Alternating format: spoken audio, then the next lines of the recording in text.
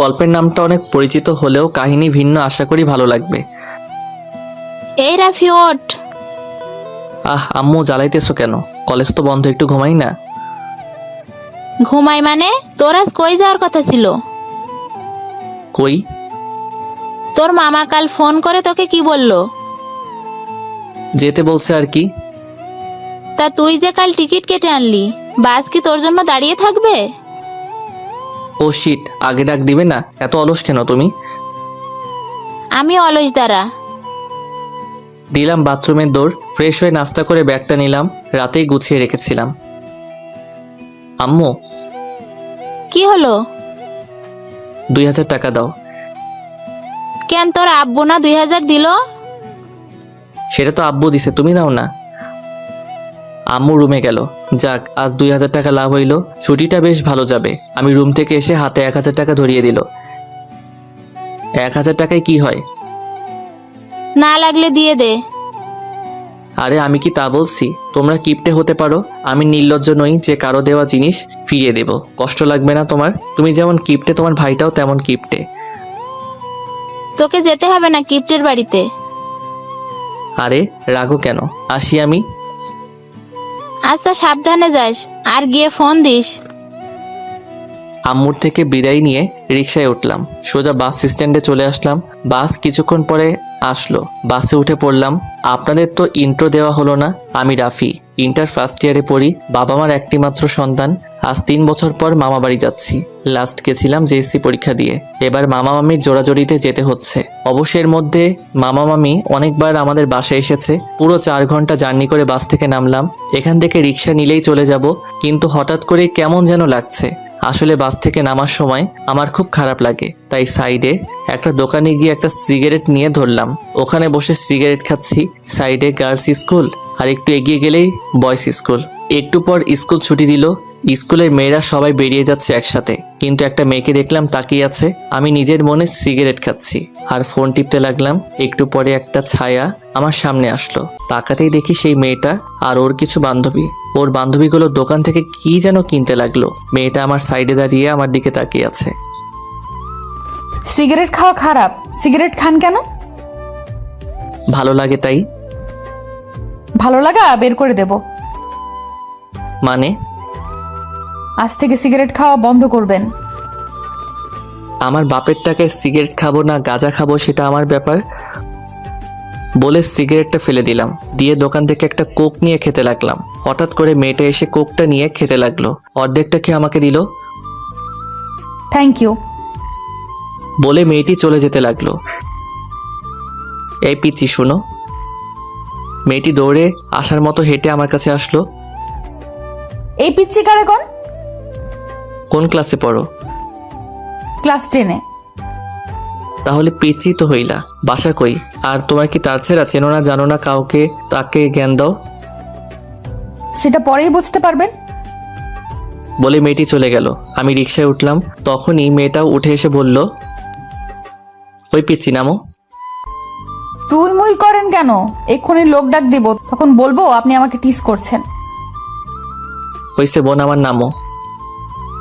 চৌধুরী বাড়ি যাবেন তো? কিন্তু কেন?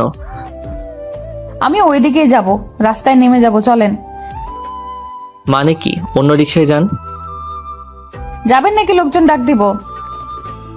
কি মেয়ের পাল্লায় পড়লাম রে বাবা। মামা চলেন। রিকশা চলতে শুরু করলো। আমি চুপ করে বসে আছি। 5 মিনিট পর রিকশা মামার বাসার সামনে এসে দাঁড়ালো। মেয়েটি নেমে গেল, ভাড়াটা দিয়ে বাসার ভিতরে চলে গেল। কি ব্যাপার, এই মেয়ে এই বাসায় গেল কেন? এই রে বিচার দিবে নাকি? আর যদি সিগারেট খাওয়ার ব্যাপারটা বলে দেয়, তাহলে মামা আমার ছাল তুলে ডুগডুগি বাজাবে। আমি তাড়াতাড়ি ভাড়া মিটিয়ে ভিতরে গেলাম। গিয়ে ঠাডা পড়লো মাথায়। প্রথম দিন মামার বাসায় এসে মামার কাছে কালারিং হতে হবে মনে হয়। এখনো তো দিন বাকি আছে। ভিতরে গিয়ে দেখি মেয়েটা নেই। কোথায় গেল খুঁজতে লাগলাম। তখনই মামা আসলেন। কিরে, এতক্ষণ লাগে আসতে? আরে রাস্তায় জ্যাম ছিল তাই দেরি হয়ে গেল। কেমন আছো মামা? ভালো, তাই এতদিন পরে মনে পড়লো আমাদের কথা। ও, তোকে আসতে বলছে কে? না আসলেও তো পারতি। রাগ করছো কেন? এখন থেকে মাঝে মাঝে আসবো, ঠিক আছে? যা ফ্রেশ হয়ে নে। বড় মামা কোথায়? অফিসে আছে, আসবে একটু পরে। আফরিন কোথায়? দেখ ভেতরে আছে। আমি ভিতরে এসে নিজের রুমে আসলাম। ফ্রেশ হয়ে আফরিনের রুমে গেলাম। কই রে ছাগল? ভিতরে ঢুকতেই পুরো শক খেলাম। সকালের পিচিটা শুয়ে টিভি দেখছিল। ওই পিচি, তুমি এখানে কি করছো? আমাকে দেখে উঠে আসলো। একদম পিচ্ছি বলবেন না, বললে গলা কেটে ফেলবো। আরে বাবা, পিচি তো পুরো ছোট লঙ্কা, নাক টিপলে দুধ বাড়ায় আবার। ওই, আমি আপনার থেকে 1 বছর 3 মাসের ছোট, তাতেই পিচ্ছি বলেন? ছোট তো বড় তো হতে পারবে না, পিচি পিচি থাকে, বড় আর হতে পারবে না। আরেকবার যদি পিচ্ছি বলেছিস তাহলে তোকে। তাহলে কি, চোর কোথাকার মানুষের ঘরে ঢুকে বসে আছে?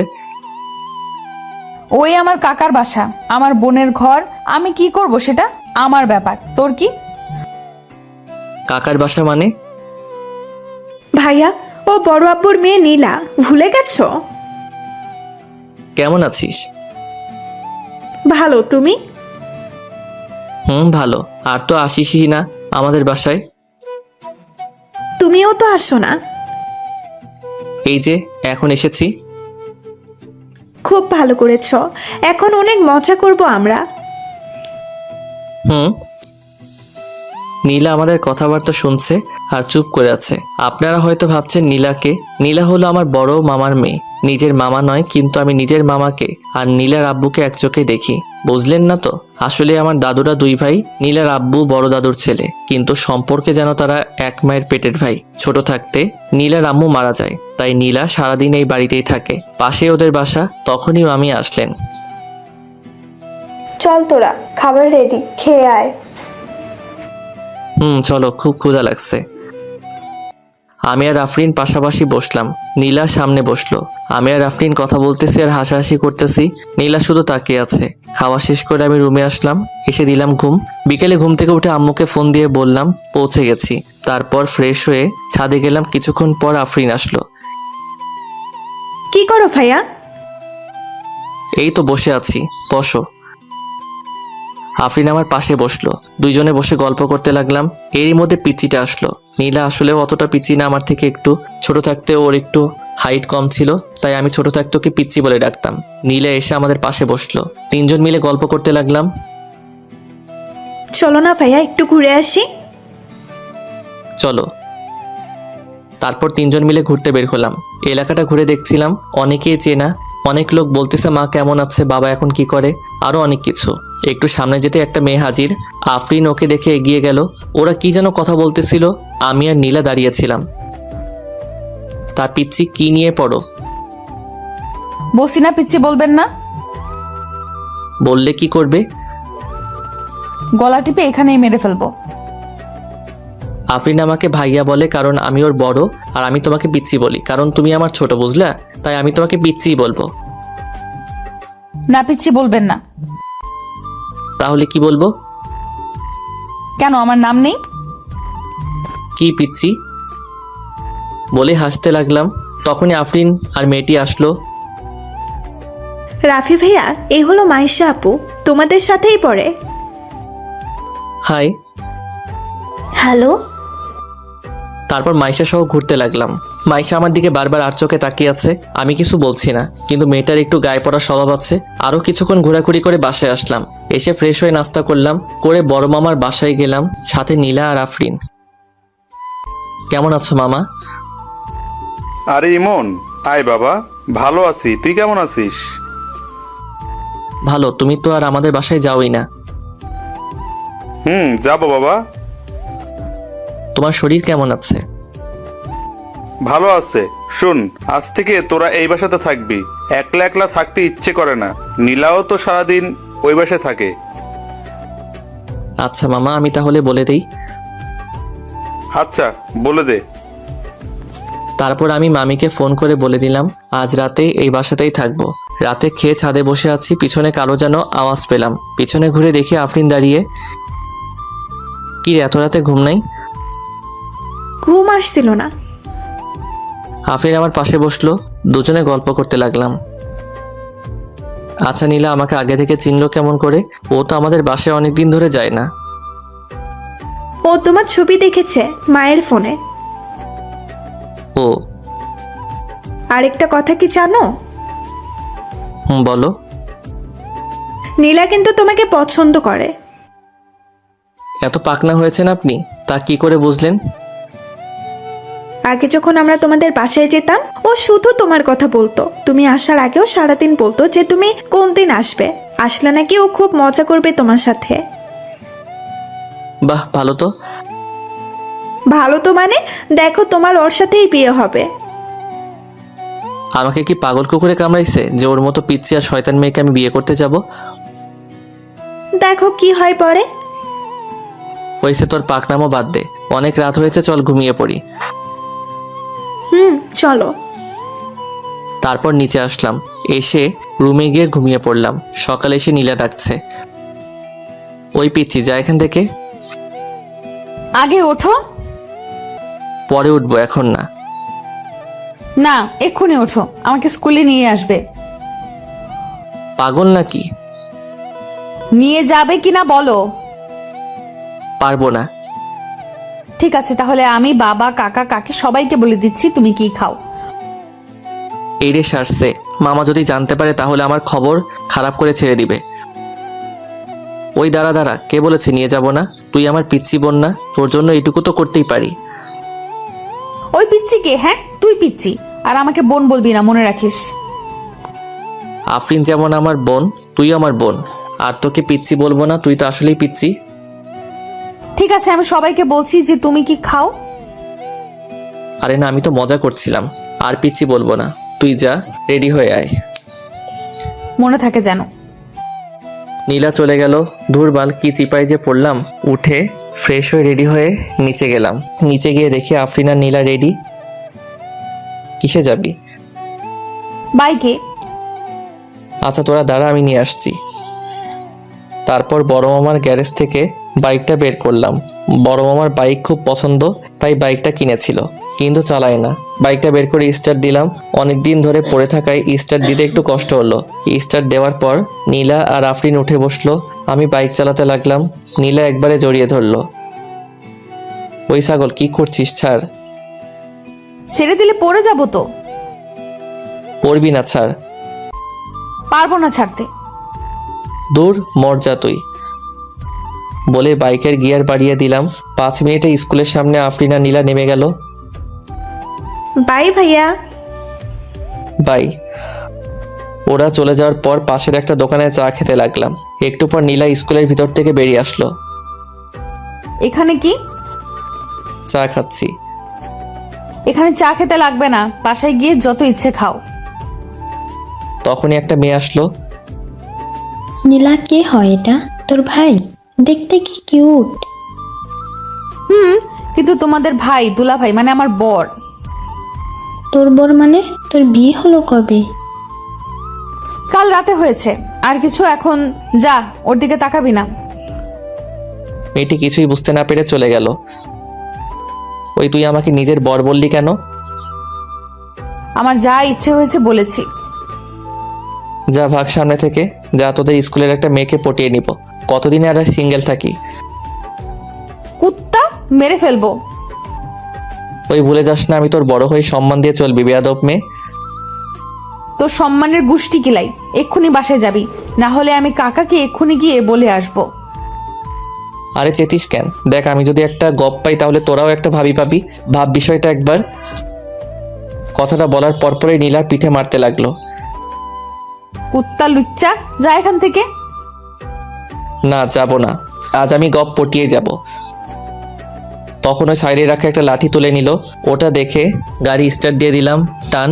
উহ বাবা, পুরো বেঁচে গেছি। বাসে এসে বাইকটা রেখে নাস্তা করলাম, করে ফোন টিপতে লাগলাম। তারপর বাইরে আসলাম। সাইডে দোকানে গিয়ে ক্যারাম বোর্ডে খেলতে খেলতে লাগলাম। সবাই প্রথমে মনে করেছিল আমি হয়তো লুল প্লেয়ার। পরে খেলা দেখে সবার মাথায় হাত। বাজিতে 2টা স্পিড জিতে নিলাম। তারপর বাসায় এসে গোসল করে দিলাম একটা ঘুম। কিছুক্ষণ পর কে যেন ডাকতে লাগলো। চোখ খুলে দেখি নীলা।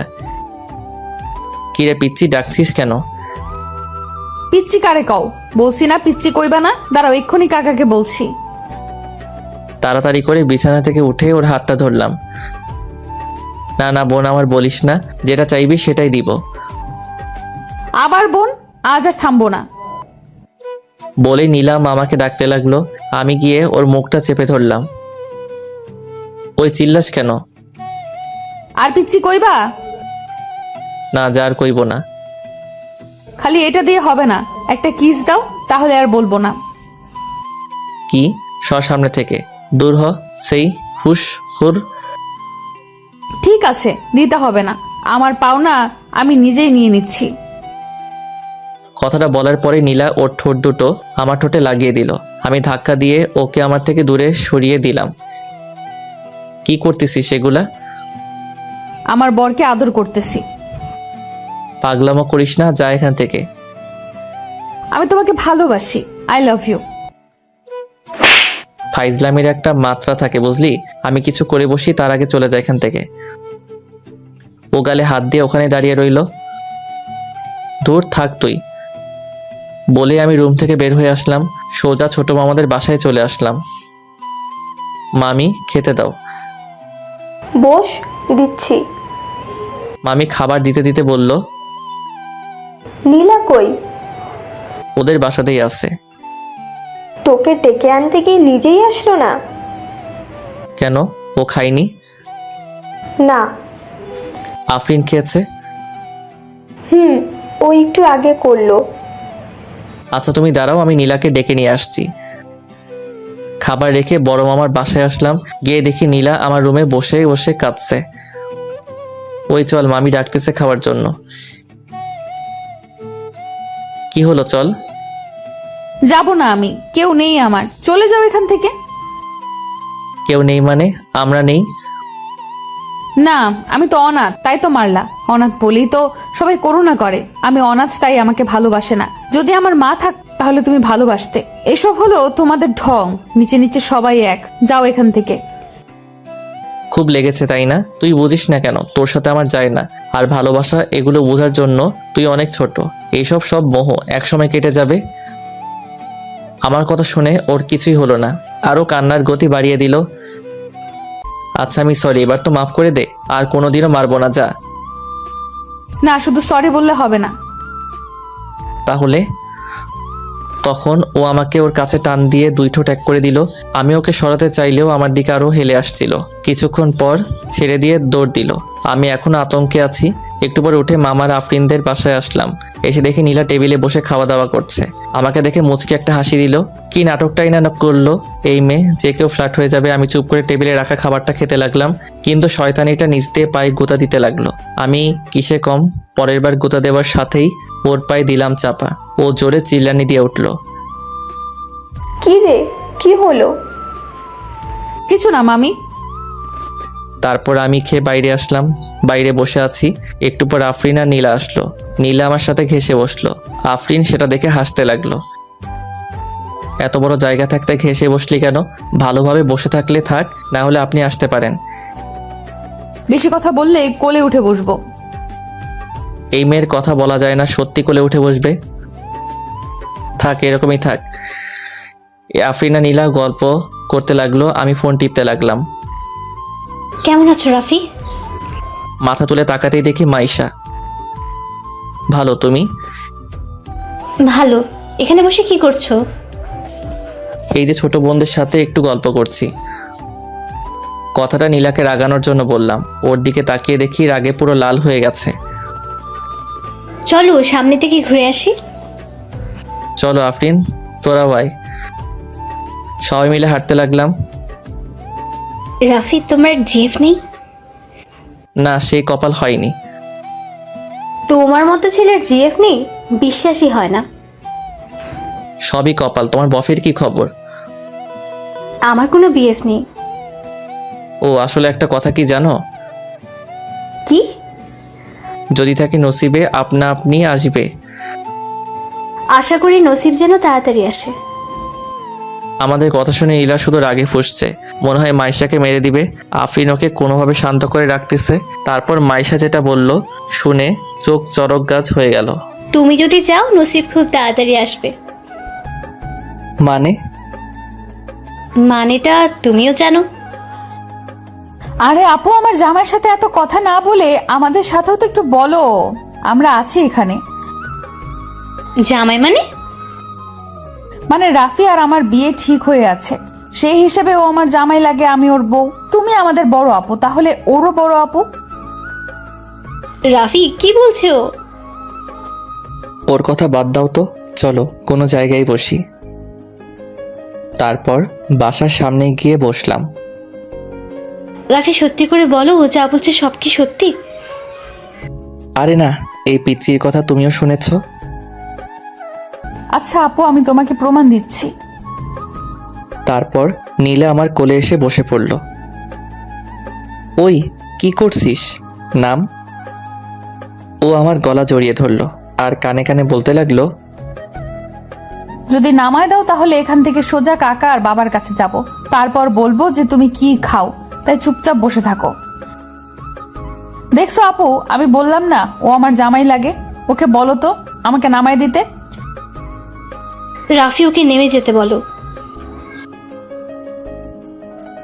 আরে আপু, ও আমাকে এত ভালোবাসে যে কোল থেকে নামাবেই না। আর একটা কথা বলে রাখি, আর কোনোদিন যদি ওর সাথে পটর পটর করতে দেখেছি তাহলে ভুলে যাব তুমি আমার আপু, কথাটা যেন মনে থাকে। মাইশা মন খারাপ করে চলে গেল। আর একটুর জন্য আমার রিলেশনটা হলো না। কাজটা ভালো করলি না। আমার যা ইচ্ছে করব। এখন তো নেমে যা, লোকে দেখছে। দেখুক আমি আমার জামাইয়ের কোলে বসে আছি, কার কি। এই জামাই জামাই করিস কেন এত? আমি কোন দিন তোর জামাই হলাম? হওনি, হইতে কতদিন। তোর জামাই হওয়ার থেকে বিষ খাবো। এখন ওঠ, ভারী লাগতেছে, পা ব্যথা লেগে গেল তোর ওজনের জন্য। সেটা দেখাই যাবে। আর আমি মোটা হইলে মাইসে আটার বস্তা। আমার মতো কয়টা মেয়ে আছে এই এলাকায়, দেখাতে পারলে ছেড়ে দিব, যাও। আরে বাপ ভেবে মাটিতে পা পড়ে না। আসলে তোর মতো নুল্লু, ঝগড়াটে, শয়তানি, চিপকু, আটার বস্তা টাইপের মেয়ে একটাও নাই এই এলাকায়। ও তাই? আমি চিপকো? দেখি এবার কে নামায় আমাকে এখান থেকে। এরকম করিস না, আমার পা খুব ব্যথা করছে।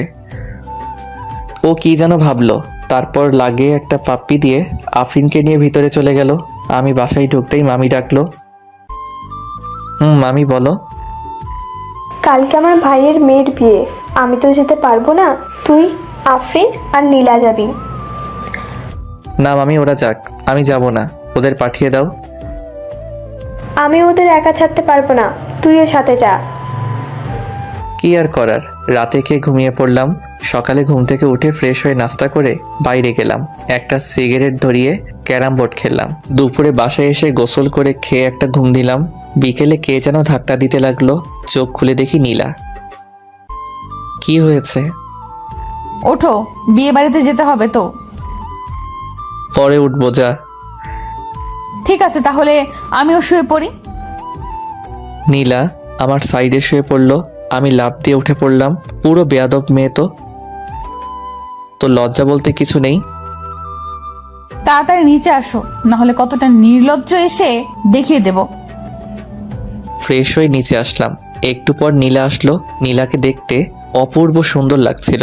সাদা ড্রেস, কপালে কালো টিপ, কোকড়ানো খোলা চুলগুলো ওর দেখতে যেন পরি।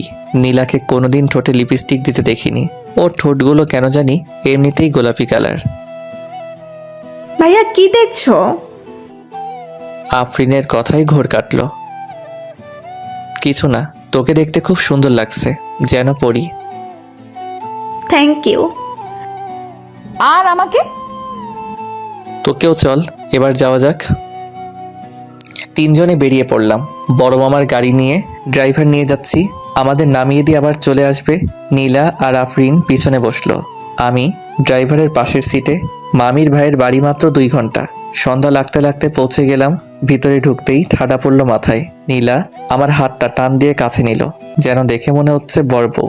বিয়ে বাড়িতে গিয়ে দেখলাম চারিদিক পরীরা চিনিমিনি খেলতেছে। তখনই নীলা আমার হাতটা চেপে ধরল। ওই হাত ছাড় বোন আমার। আর একবার বোন বললে এখানেই কিস করব। থাক, সেটা দরকার নেই, অনেক হয়েছে, মাফ কর আমায়। এই তো ভালো বুঝেছো। আর কোনো মেয়ের দিকে তাকাবে না। আমি কোনো কথা না বলে হাঁটতে লাগলাম। ভিতরে গিয়ে আফরিনের মামা মামির সাথে দেখা করলাম। তারপর আফরিনের সাথে বউকে দেখতে গেলাম। আফরিনের মামাতো বোনের নাম রিয়া। রিয়া আপুর সাথে কথা বলতে লাগলাম। একটু পরে একটা মেয়ে রুমে আসলো, দেখতে বেশ সুন্দরী। এটাকে পটাতে পারলে মন্দ হবে না। মেয়েটি এসে রিয়া আপু আর আফরিনের সাথে কথা বলতে লাগলো। আফরিন, এটা কে? আমার খালাতো ভাই। ও হাই, আমি রিয়া। রাফি। তারপর ওর সাথে অনেক কথা বললাম। এদিকে নীলা শুধু তাকিয়ে আছে, বলতেও পারছে না আবার সইতেও পারছে না। তারপর রাতে খেয়ে ঘুমিয়ে পড়লাম। কাল বিয়ে। সকালে ঘুম থেকে উঠে অনুভব করলাম কে যেন পাশে শুয়ে আমার দিকে চেয়ে আছে। চোখ খুলতেই দেখি নীলা। তুই এখানে? কেন আসা যাবে না? আমি কি বলছি আসা যাবে না? কিন্তু এভাবে শুয়ে আছিস কেন? দূরে সরে যা। কেন, কাছে আসলে কি হবে? ভালো হবে না কিন্তু। কি ভালো হবে না দেখি? আগে দূরে সরে যা, আর কাছে আসবি না। বলতে বলতে ও একেবারে কাছে এসে পড়ল। ওর নিঃশ্বাসের শব্দ শোনা যাচ্ছে।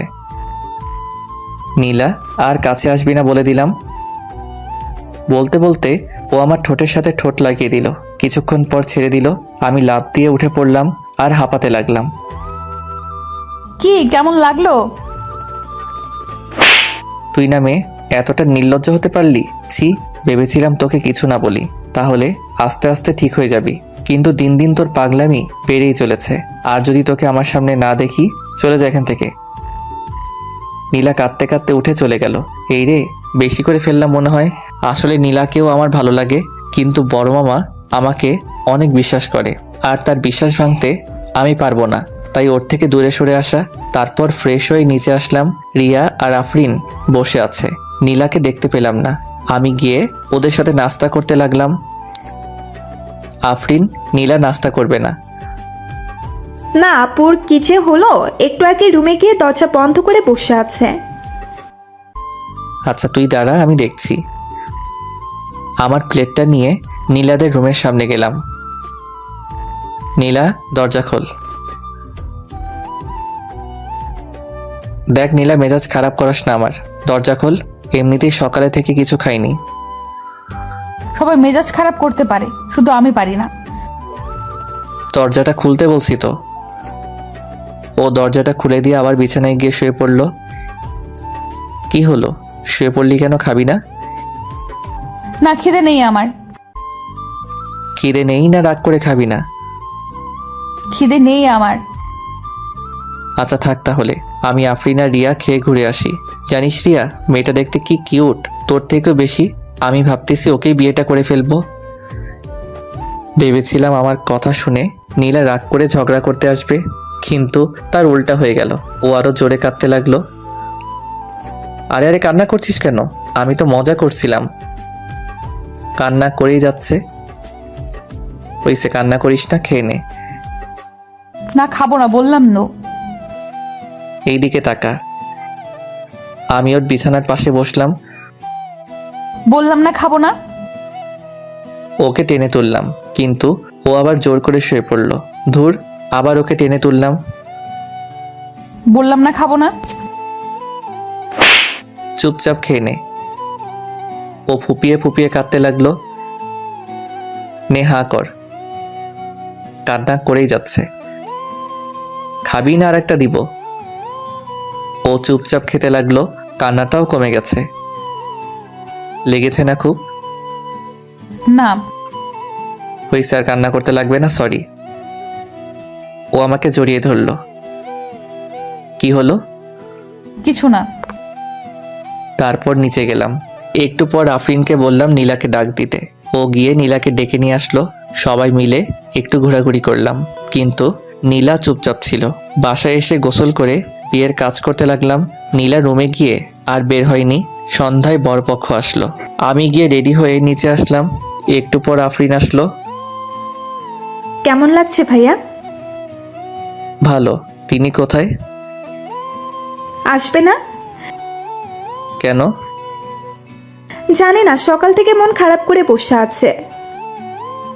গিয়ে বল ভাইয়া তাড়াতাড়ি রেডি হয়ে আসতে বলল, না হলে একটু পর ভাইয়া উপর এসে জোর করে নিচে নিয়ে আসবে।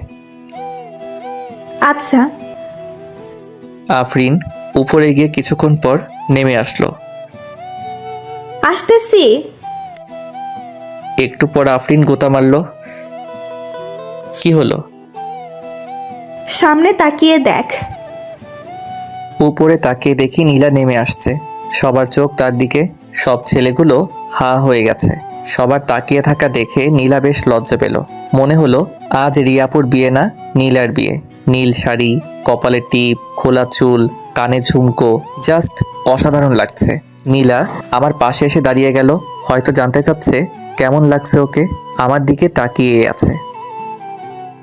খুব সুন্দর লাগছে, একদম পরীর মতো।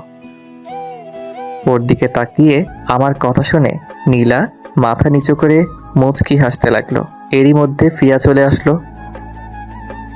তোমাকে অনেক হ্যান্ডসাম লাগছে। কথাটা শুনে নীলার দিকে তাকালাম, ওর আগে লাল হয়ে গেছে। থ্যাঙ্কস, তোমাকে অনেক সুন্দর লাগছে। আসলে রাফি, তোমাকে একটা কথা বলার ছিল। বলো। এখানে সমস্যা নেই, তুমি বলো। আসলে যেদিন তোমাকে দেখেছি সেদিন না আমি তোমাকে ভালোবেসে ফেলেছি। আমি তোমাকে ভালোবাসি রাফি, আই লাভ ইউ। বলার সাথে ও আমাকে জড়িয়ে ধরলো। আমি এখনো আতঙ্কে আছি, কি করব বুঝতে পারছি না। নীলার দিকে তাকাতেই ও দৌড়ে কোথায় যেন চলে গেল। আমি ফিয়াকে নিজের থেকে ছাড়িয়ে নিলাম। দেখো ফিয়া, এটা কোনোভাবেই সম্ভব না। আমি নীলাকে ভালোবাসি, আর আজীবন ওকেই ভালোবেসে যাব। আমি নীলাকে কখন যে ভালোবেসে ফেলেছি তা আমি নিজেই জানি না, কিন্তু ওর চোখের জল আর ওর থেকে দূরে থাকা আর ভালো লাগে না।